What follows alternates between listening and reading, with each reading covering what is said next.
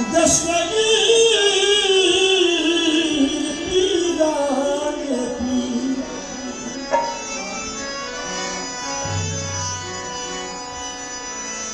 या गौसुला आपके दामन लगा हूँ